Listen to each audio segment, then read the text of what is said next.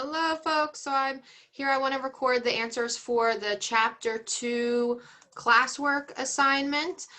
So let me share those with you. So you should have also already looked at the answer sheet is posted, but I want to give you now a verbal explanation for these. So number 1 is asking you to compute by hand the appropriate measure of central tendency. Anytime that you see it's an interval level variable, right, knowing that there's mutually exclusive categories, you can rank order the categories and you can quantify the distance between categories. Here we know that this is an interval because the categories are numeric values, they're numbers. We have two choices for what's the appropriate measure of central tendency. Either it's the mean or the median. We know we should always use the mean unless there are outliers. So to first determine if there are outliers, we have to calculate the median and our interquartile range. To do that, we list all of the values in order here. So all of the values given here are in order.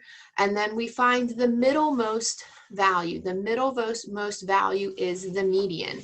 Here, because we have an even number of values, there's two values that are in the middle, and we need to take the mean or the average of those two middlemost values.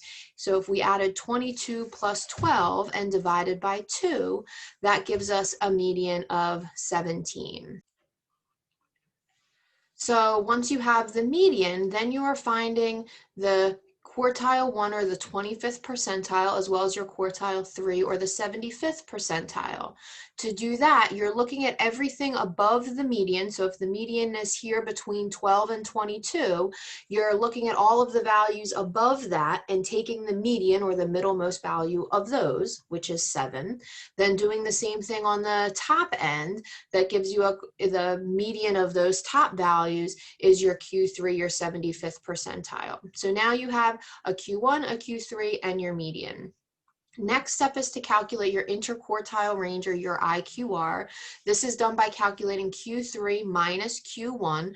So we fill in our 45 minus our 7, gives us an IQR of 38.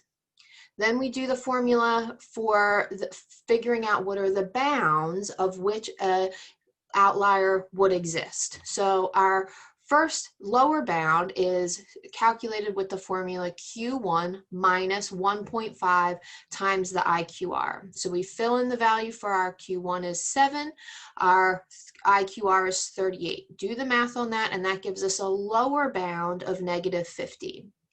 The formula then for the upper bound is Q3 plus 1.5 times IQR. We fill in our Q3 of 45 and our 38 for our IQR, do the math on that, and we get an upper bound of 102. So then we look at the data given and say, do we have a value that's less than negative 50? If we did, that would be an outlier.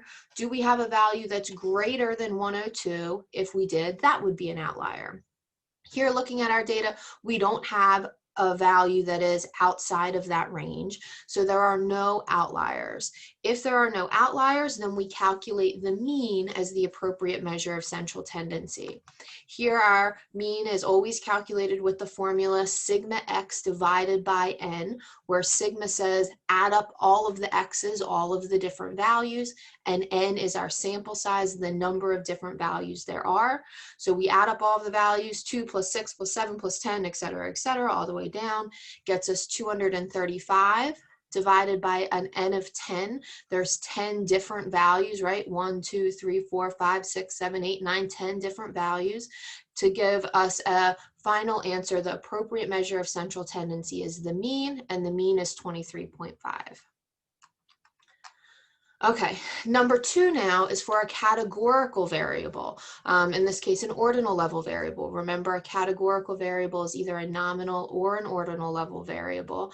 And this one is saying, look at these average hours of homework two groups of adolescents spend in a given week, and compute the appropriate average score for each group and explain your answer. So for group 1, we see that this is a categorical variable, so we know we always use the mode. The mode is the category that occurs most frequently or that is most popular. So here, which is the one that happens the most? We see that little is the one with the most value, so our mode is little. If we wanted to explain this as I'm trying to get you to practice knowing what mode means, you could have just written that mode is the one that occurs the most. For group 2, we're doing the same thing. Which one occurs the most? Here, this is the somewhat for how many hours you spend a week. You spend somewhat a lot of hours. So for group 2, the mode is somewhat. Okay, question 3 now is asking you to imagine you're the CEO of a large corporation. You want to set goals for your new store based off of how your other stores, your other 4 stores are doing in sales, items purchased, and number of visitors. So it's asking you to think of the appropriate measure of central tendency, either mean or median, for each of these values. So here for this first one, for sales, we're looking at these 1, 2, 3, 4 stores, and we want to say what's the appropriate value to go in for the new store? What should we expect to be the average at the new store, given what these happens at these other 4 stores? So first we need to determine, is there an outlier, right? Here's an important question in that oftentimes somebody might look at these 4 values and say, oh, that 20 is really low. This is likely an outlier. Here is where the eyeball method will fail you. Determining if there's an outlier depends on how many cases or values there are. Here, because there's only 4 values, even though this one looks so different than the other ones, as you'll see, we'll find that there are actually no outliers for this. So a couple people have asked the question, and I posted this in the Ask the Professor discussion board because several people asked, is about, isn't it okay to just look at the values and say, this looks like an outlier or this doesn't? Here's exactly why that doesn't work, right? Is because whether or not there's an outlier depends on the number of cases and how spread out the values are in different parts. So to go through the math on this, first remember to find the appropriate measure of central tendency. We list all of the values in order. Find the median is the middlemost value here because there's 2 middle values. We take the mean of these 2 middle values, which is 271.45. Then we take our Q1. Here we have 2 values on the top end, so our Q1 is just like we do for the median, is the middle point between those 2. Same thing for our Q3. So now next step, calculate your IQR is Q3 minus Q1. Fill in the values that we just figured out above for that and get an IQR of 188.4. Then our next step is to do those formulas to find the upper bound and the lower bound for which an outlier would exist outside of. We fill in our Q1 value of 127.55 and our IQR value of 188.4. So 188.4 times 1.5 gets us this 282.6. And so our lower bound value then is 155.05.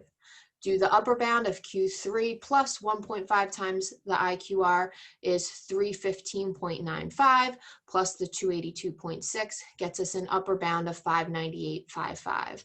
So then we're asking ourselves, is there a value in the data set that is less than 155, negative 155, and or greater than 598? And the answer is no. So we know that there are no outliers and it's appropriate to use the mean. That means we add up each of these 4 values and divide by 4, divide by the number of values there are, for a mean of 221.75. Then you're doing the same process for the other items, for measures for the number of items purchased. I won't go through step by step because the steps are exactly the same, but if you have questions, please email me and I'd be happy to talk through each of these. But again, for items purchased, we figure out the median, Q1, Q3. Here is our lower bound. There's not something that's less than $2,748, not something that's greater than $6,778. So there's no outliers, and thus we should be using the mean, which comes out to, after we add up all the values, divide by 4, is $4,763.25. Same process then for number of visitors. Find the median, find your Q1, find your Q3, figure out the upper and lower bounds. Here our lower bound is 4572, our upper bound is 9964. There's nothing that exists outside of that, nothing that's less than 4,500, nothing that's greater than 9,900. So there's no outliers, and we use the mean, add up all the values, divide by 4, gets us a mean of 7268. Okay. Question 4, now we're transitioning into doing the ones in Excel instead of by hand. So this first one asks you to open up chapter 2, data set 2. Let me maybe try to do 2 screens at once here, side by side, so I can remember what this problem is asking us. So remember, all of the data sets are available in that final, oops, that just undid it, are available in that final module on Canvas that shows all of the data sets in one place for you. So you go there and you open up chapter 2, data set 2. This one is asking you to calculate the mean for score 1, the median for score 2, and the mode for score 3. So first, to calculate the mean, Excel calls the mean the average. So we type in equals, always remember in Excel when you're typing into the formula, you have to put in that equal sign first. So we type in average, and then we tell Excel what values we want to calculate the average in. Here we're looking at the cell A2 all the way down to cell A3. So we do A2, and then the colon tells it through. So A2 through A11. Always check that Excel should automatically then highlight those values for you. End parentheses, press enter, and it gives you that right there. Sometimes it's helpful as you're going along if you want to make little notes for yourself about what you're actually calculating for each. That can be helpful. So score 2, this problem asks you to calculate the median for score 2. So for this, we type in median. Again, we're putting in the range for which we want it to calculate the values here. Cell B2 down to cell B3. Press enter. That gives us a median of 25. And then the mode, we normally use the mode for categorical variables. And while it's impossible to calculate a mean or a median for a categorical variable, it is possible to calculate a mode for an interval level variable. And so in Excel, we just type in equals mode, C2 to C11. We're telling it the range for what we want to figure out, which is the most common one. And here we see 154 is the one that occurs most frequently. So 154 is our mode. And then we just go back to record our answers in here. Okay, question 5 then is asking you to open this data set called prisoners. This, interestingly, is actually a data set that was collected by Dr. Wyant in our department when he did a study of copay costs for medical services among people incarcerated at a maximum security prison. So these are some fun real life data that you can be looking at.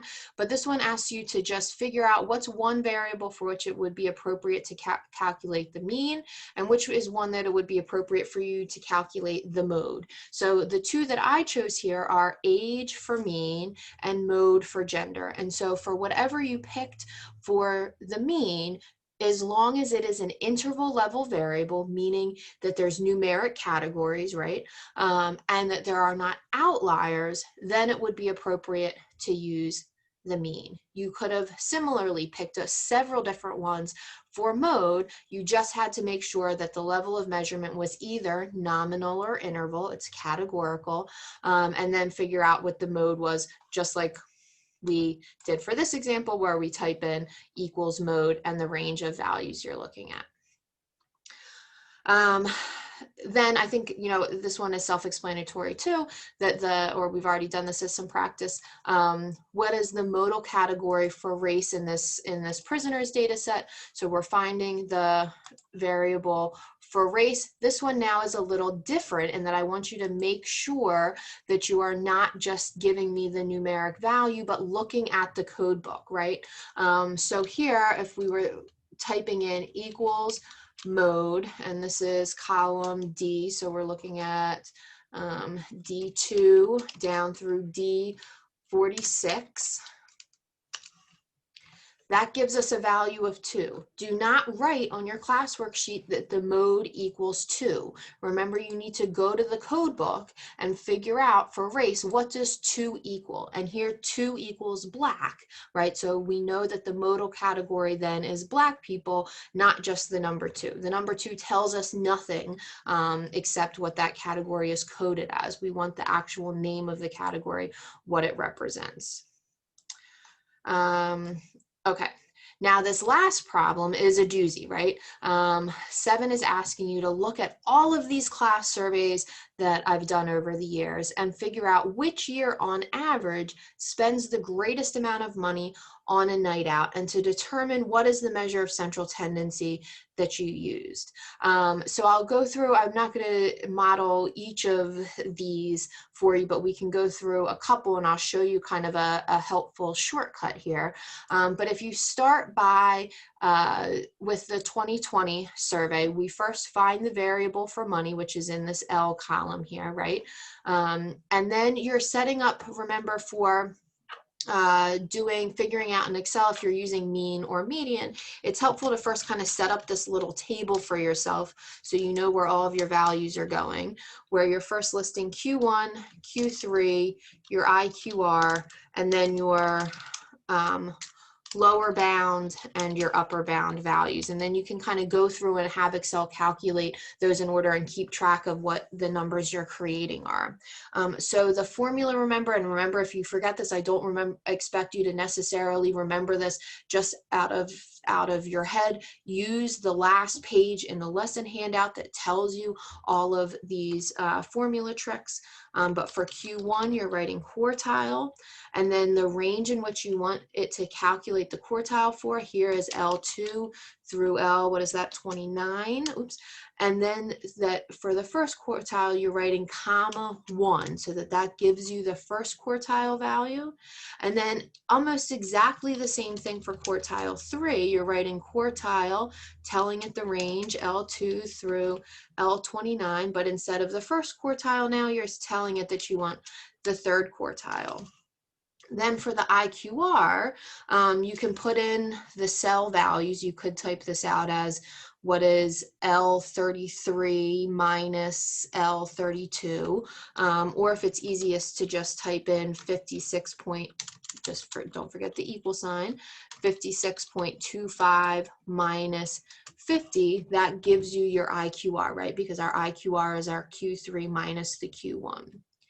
Then remember our lower bound, you're just putting in the formula as if you were doing it by hand. Our lower bound formula is our Q1, which is in this case 50, minus 1.5 times our IQR, which we now know is 6.25.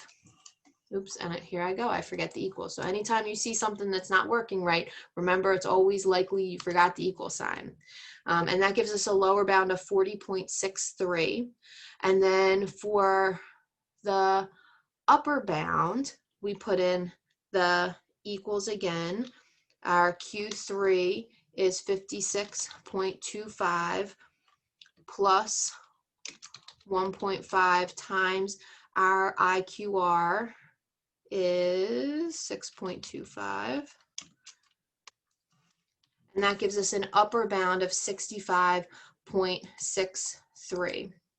And so I'm showing here that I'm using the mean instead of the median. And the reason for that is these zeros I should have put in as I chose to put in later, so I want to explain this one, that if you chose to use the median for the 2020 survey, that would be totally fine. I think the first version of the survey I posted just had these as blanks, but sometimes Excel gets funky when there's a blank in there. So I decided for the people who just like didn't answer this question, I went ahead and put in a 0. So really, it's not that these people spend $0 on a night out. They might, we just don't know. And so when I originally ran these analyses and did the classwork answers, that's why I have in the median, the mean, because it looks like there's no outliers. But if you calculated this lower bound of 40.63 and then said to yourself, oh, well, 0 is here and that's less than 40.63, so we need to use the median because the zeros are outliers, totally makes sense, right? Same thing for the upper bound, 65.63 is an outlier, has outliers as well, so would be appropriate to use the median for this as well. That's my error on writing in the mean for this one. So I will give you some flexibility on this one that has so many different steps in it and doing measures of central tendency. Okay, here's the kind of helpful cheat though, if you wanted to do 2020 first and then skip to doing the other ones, is know that you can copy and paste these formulas from one data set into the next. So here I'm in 2020 and I want to copy this now into 2018. This is going to ask you to clarify for your Q1 what are the categories that you want this, but it gives you at least some of the data to be the same. Oops, no, and this is L2, not L1. But if that's at all helpful to start kind of copying and pasting things over so you're not typing in absolutely everything fresh, that's an option as well.